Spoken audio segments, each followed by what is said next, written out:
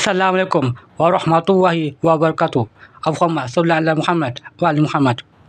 Rohaya, panjangkan usiaku, ya Allah. Bismillahirrahmanirrahim. Saya bermimpi tahun 2006. Saya termangu setelah 90 tahun tertidur. Sebelum saya tidur, saya solat hajat. Saya berdoa, panjangkan usiaku, ya Allah. Kerana saya sakit.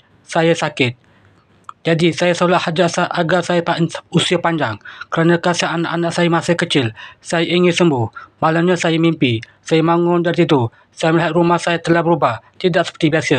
Dan orang-orang tidak ada yang saya kenali. Saya pergi berjalan mencari anak-anak saya dan suami saya. Saya berjalan saja. Saya menemukan anak-anak saya. Tapi mereka telah tua. Sedangkan saya tetap dengan usia sangat tidur.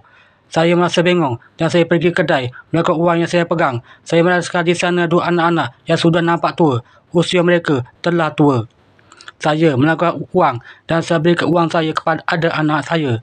Mereka berkata, wang ini wang lama. Dan hitung-hitungnya dari tahun wang itu telah berusia 90 tahun dan saya masih berusia semula. Dan saya temui anak-anak telah tua. Ketika itu saya merasa aneh dan bingung sekali kenapa saya tertidur lama. Ketika saya bangun, saya mengenal mimpi itu. Saya berfikir apakah kerana saya berdoa kepada Allah minta dipanjangkan usia saya. Apakah usia saya nanti sampai 90 tahun. Itulah yang saya ingat. Dan saya tidak menyangka mimpi ini Allah buka. Padahal saya sudah melupakan mimpi lama ini. Tapi pernah saya ceritakan pada Habibie Khadijah. Ulaika ala hudan min rabbir rahim wa ulaika humul muflihun. Amin ya Allah, ya Rabb, ya Sami, ya Basir. Alhamdulillah.